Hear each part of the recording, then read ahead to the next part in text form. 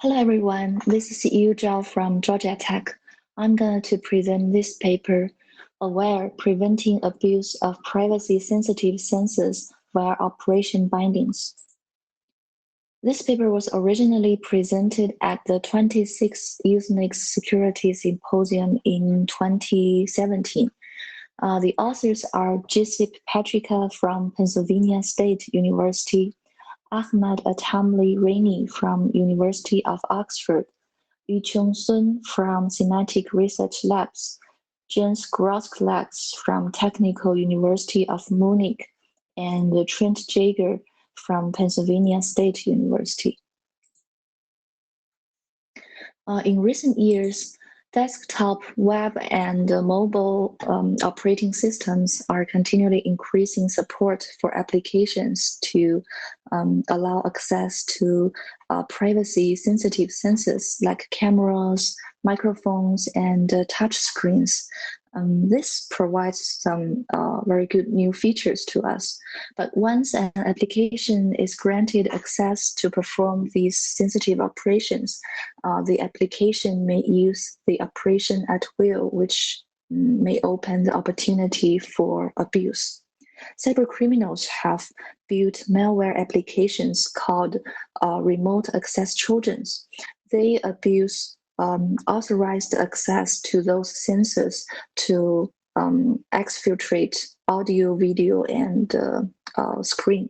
So this is very dangerous, and many researchers have designed different methods to enable the operating system to infer which operation requests are associated with which user input. But there were still some types of attacks possible when using their proposed defenses. And this paper proposed a new authorization framework called AWARE to prevent abuse of privacy-sensitive sensors by malicious applications.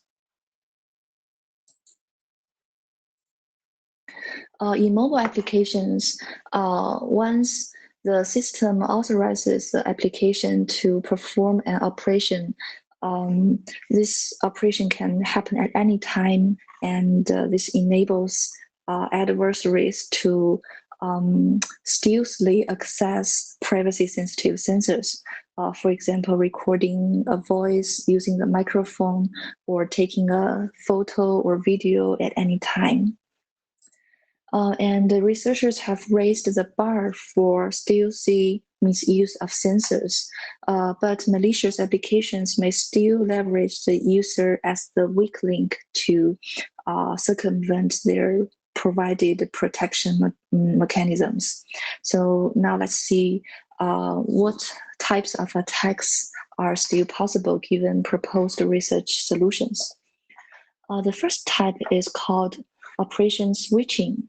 So a malicious application may try to trick a user into authorizing an unintended operation by changing the mapping between a widget and the associated operation.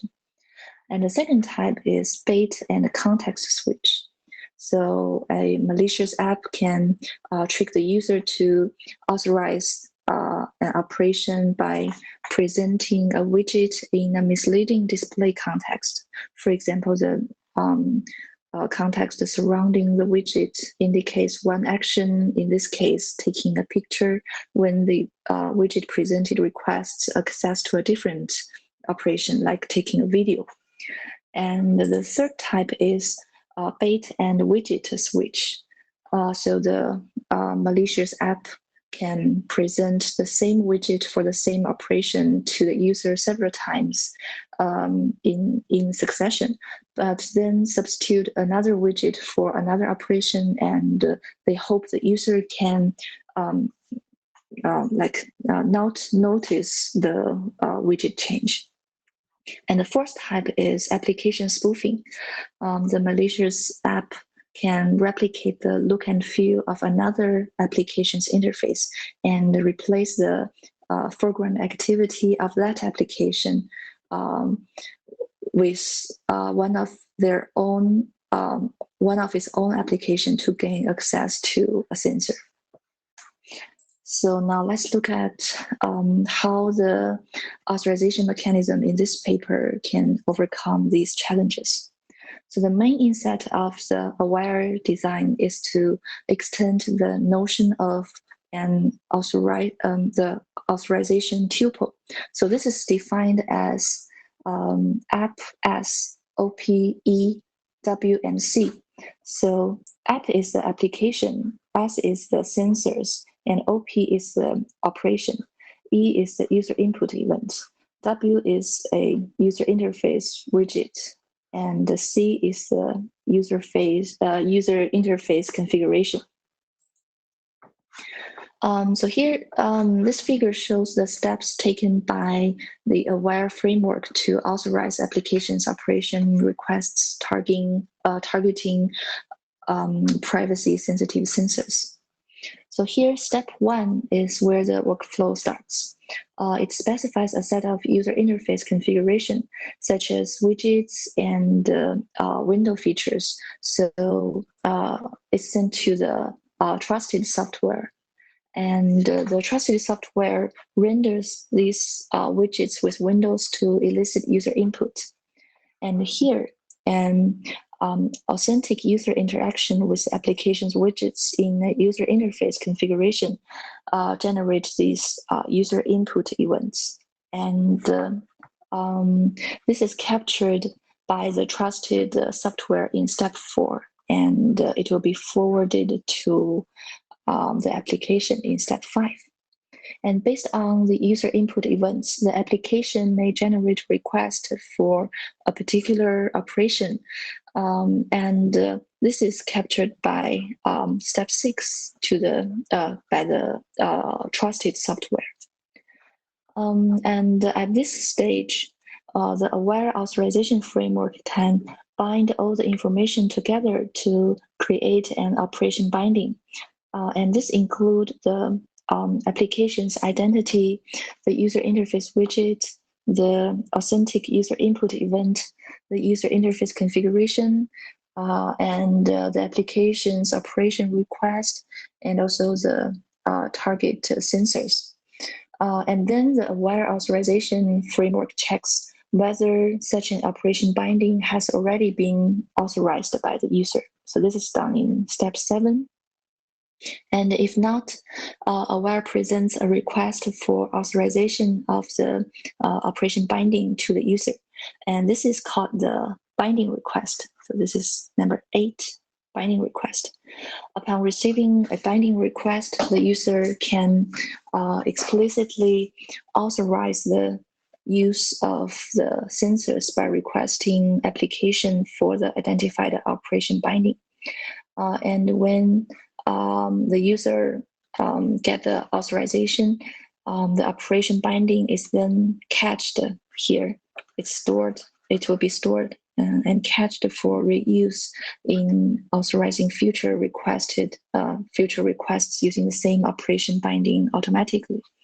So after this, the trusted software starts data collection in step 11, and the user is explicitly notified about the ongoing operation via this notification. And finally, the collected data is delivered to the application for data processing. So this is a typical workflow of aware framework. It relies on a one-time explicit user authorization that binds the user input event, the application identity, the widget, the user interface configuration, and operation and sensors together, and then reuses these authorization for future operation requests. And now let's see how the aware framework can prevent the 4 types of attacks we discussed before. For the operation switching attack, aware produce the operation binding, and the binding request can specify the identity of the requesting application and the sensors, the operations, and the widget. So this ensures that the user authorizes the combination of these 4 components, and this enables the user to verify the association between the operation being authorized and the widget used to initiate the operation. And also each operation binding is associated with the specific user interface configuration for the widget used to activate the operation. This information will not be presented to the user, but it is stored in Aware to compare to future operation requests, and this can prevent more complex attacks. Yeah. And for the bait and switch attack, Aware binds the operation request with the user interface configuration and the widget and user input event. So this can prevent bait and widget switch, because an instance of the same window with a different widget will not match the previous operation binding. And similarly, for wait and context switch, the same widget presented in a different window will not match the previous operation binding. So a new operation binding request will be prompted to the user. The Aware can also prevent application spoofing by enforcing the application's authorized activity window call sequences. So here, this figure shows an activity window call graph. So here, each node in this graph, so it represents an activity window, and the edge between each nodes represents an interactivity window transition enabled either via a user input events, like if you click a button, or a system event, like if there's a incoming phone call. And this graph records the relationships among the windows used by an application. If a malicious application has not used the spoofing window previously, then a binding request will be created for the user, and this shows and then it shows the identity of the application. So the user could prevent the malicious applications from performing this operation in the user interface configuration. And a malicious application may try to hijack a foreground activity window of another application for a window that has been authorized by the user previously. So if the malicious application's window is not authorized to transition from the background, then the transition will not match the activity call graph, and a new binding request will be made to the user. So it will identify the malicious application. And here is an example of Aware showing binding request to the user. It asks if you allow Instagram to use the front camera to take pictures when pressing the button. And this one shows the screen notification that the Instagram application is previewing the back camera for taking pictures. And this is showing that Aware logs record the list of operations targeting the camera in authorized sessions. And these logs at the bottom summarize the attempted accesses to privacy-sensitive sensors by the Simple Filters app. So to evaluate the effectiveness and performance of Aware framework, the authors investigated these 5 questions and conducted several experiments accordingly. The questions are: To what degree is aware operation binding concept assisting the users in avoiding attacks? What is the decision overhead imposed to users due to per configuration access control? How many existing apps malfunction due to the integration of aware? How many operations from legitimate apps are incorrectly blocked by aware? And what is the performance overhead imposed by aware for the operation binding construction and enforcement? This is their first evaluation study. It is very interesting. So it's a laboratory-based user study, and this evaluates the effectiveness of the aware in supporting users to avoid attacks by malicious apps. And it compared this, it compared the aware with other approaches. So they divided all the participants into 6 groups. So here you can see group 1 to 6. And group 1, the group 1 interacted with a stock Android operating system using install time permissions. And group 2 was using first use permissions. Group 3 interacted with a modified version of the Android operating system, and it implements input-driven access control, which binds the user input events to the operation requested by an app, but does not prove the app's identity to the user.